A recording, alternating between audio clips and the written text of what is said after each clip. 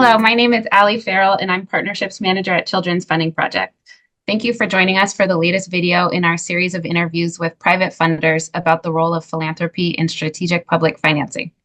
Each of the foundations featured in this series are helping their communities advocate for and access sustainable public dollars for children and youth. Today, I'd like to welcome Jason Callegari, who is the Senior Program Officer for Initiatives with the Buell Foundation in Colorado. Jason leads the Local Financing for Early Childhood Education initiative at the Buell Foundation. And as part of this initiative, the foundation developed a toolkit to help communities understand the process for raising revenue through a ballot measure. The Buell Foundation also launched a grant program that provides direct financial support to communities engaged in these efforts. Grants are available for many of the planning, research, and coalition building activities that communities need for a successful ballot measure campaign, but that don't cross the line into lobbying. Welcome, Jason. Hi, Ellie. Thanks for reaching out to have this conversation and for the thought partnership over the past year. Well, thank you so much for being here. So I'd like to begin by asking you to share a bit about the Buell Foundation's interest in public financing. Why was it important to the foundation to support communities in their pursuit of local public funding? And has this traditionally been a priority for the foundation, or is this a new direction? The Buell Foundation has been supporting early childhood efforts across the state of Colorado for decades, and our work has been impactful and has reached into all 64 counties in Colorado. But recently, our foundation increased our focus on advocacy, recognizing the scale of the challenges inherent to building a high-functioning early childhood system that works for children, families, and the caregiving workforce that doesn't currently exist. We looked at a document from UC Berkeley and the Economic Policy Institute, which was a state-based report called A Values-Based Budget for Early Childhood Education. And it provides a vision for the true cost of what a childcare system that provides teachers with livable wages and benefits and families with affordability and access. It really gives that full picture of what that might cost. And the report indicated that the gap for that cost just in the state of Colorado was in the billions. And so realizing that was really important for our work.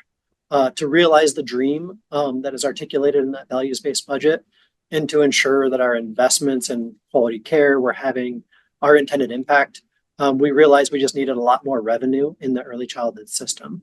We think that'll look more like the K-12 system with local, state, and federal investments. And our primary locus of control in Colorado is at the state and local level. And so an explicit focus on local financing made sense to us and was new for the Buell Foundation.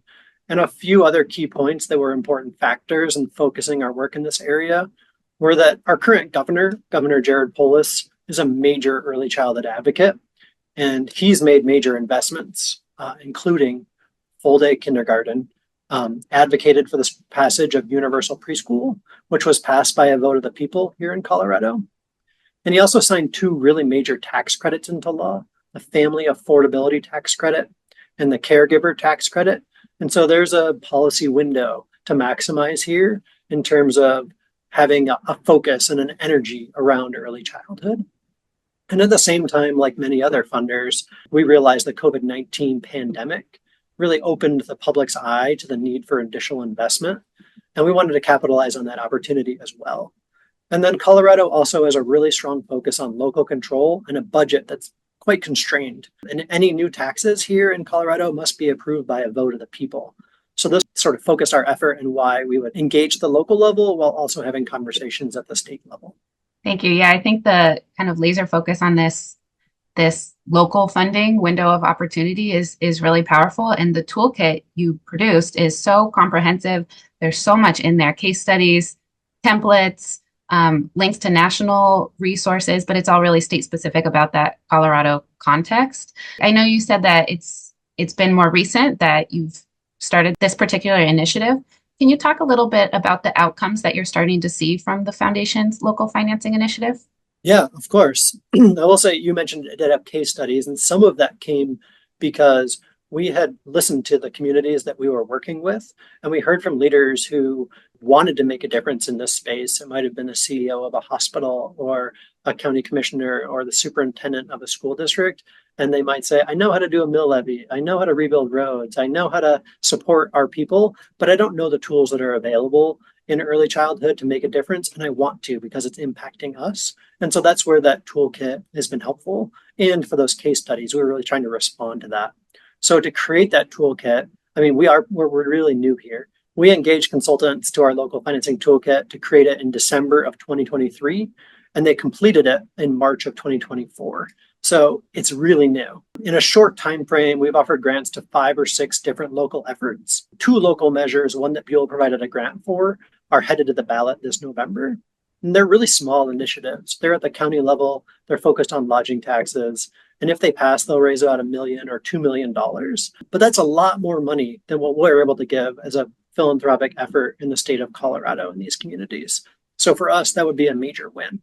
But additionally, us showing up in this space has allowed us to have conversations with entities that we haven't traditionally had conversations with in our grant making.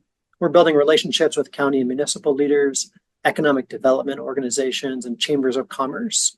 And our webinars that we host on these topics are engaging a different set of leaders who are interested in these solutions. And so I would say this approach has allowed us to open up new lines of questioning with elected officials. And we think that will benefit not just local financing conversations, but also statewide advocacy efforts. And in these conversations at the community level, there's a lot of questions that come up, not just on local financing, but like how to work better with your community college or how to engage senior citizens as a part of the early childhood workforce. And we're able to then provide value in connecting those conversations to grantees that we have throughout the state or to other leaders who are working on similar challenges. So just engaging in a different way, showing up with different leaders has been able to, I would say, have a lot more ripple effects than we imagined. Every time I talk to you, it's striking that, just how much you're rolling up your sleeves, interlocking arms with everyone else that's doing this work and beyond the grant making opportunity, which is really great in itself because it provides opportunities leading up to an election to pass a ballot measure, but also there's opportunities beyond into implementation and looking into the future into reauthorization. So there's that, but then also these other pieces you're talking about of making connections, building relationships, and just, getting into the work with others who care so deeply about early childhood is striking. So now can you talk to us a little bit about any lessons you've learned throughout doing this work so far? Have you faced any challenges as a foundation engaging in this policy and advocacy space? Yeah, I will say some things that are not very surprising, but are always important to learn and relearn. And so that is that a lot of this work is really dependent on trusting relationships. And that takes a lot of time, especially as a statewide funder where you might not live in the community that you're hoping to support. And so a community leader, whether it's the Chamber of Commerce head or an elected official, might be meeting you for the first time in some of these conversations. And building trust does take time. And I can't look at their calendars or run into them in the hallway to schedule a meeting. And so it might take 4 months in order to have a conversation with somebody that you thought you'd talk to this week. And so again, trusting relationships and all of this work takes more time than you think. But I think in the long run, it will pay dividends. And then the other thing I will say is that there's tons of resources out here to support people. And you learn a lot from engaging in these conversations around who can provide needs assessments in communities, who can help with cost modeling. What have other consultants who have engaged in this space already learned from communities who have gone through this 10 years ago or 15 years ago or 5 years ago? And so we're learning from the challenges they experienced and trying to communicate them, but also I think that we're learning about challenges along the way as well. We're trying to be planful about maybe documenting some of those and sharing those with folks who we're giving grants to right now. That's great. And yeah, I think that's one of the big goals of talking to you today and talking to other funders, just share those learnings as wide as we can as many foundations are starting to dig into this work so we can build on them as this movement grows. So with that in mind, this last question I have for you, what advice do you have for other funders who are thinking about getting involved in strategic public financing?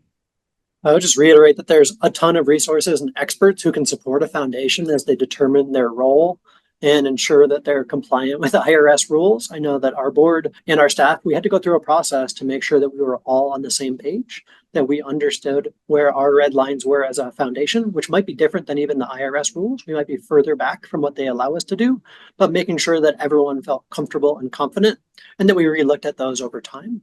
But those resources are readily available and can be found probably at least in Colorado for sure. And then with experts like you all who can help us walk through those things. And then I would say that the work is worth it, even if a local ballot measure doesn't pass, because to make change, you have to work with a really broad constituency, and through convening and dialogue, you're going to build a greater understanding of the challenges in the early childhood community. And just by bringing people together, you'll come up with creative solutions to problems along the way. And engaging with those individuals might not mean that you get a ballot measure. Maybe it means there's a little bit of general fund money at the county that gets put into this. Maybe it means that other philanthropic partners show up in a different way, and that there's other needs identified and changes identified that can happen at a state level or something like that. So you build a broader policy coalition. And so I would say, my advice is to dive in. Don't be afraid of the learning, and reach out to anybody else who's already engaged in this, because everyone's been very helpful of us. And I know we'd be helpful of others who have questions as well. That's great advice. Well, thank you so much, Jason, for joining me today. So many nuggets of wisdom in there that other people can take and run with as we all dive into this together, and just really appreciate you taking the time. To learn more about Children's Funding Project and view other videos in this series, please visit our website at childrensfundingproject.org. Thanks for watching.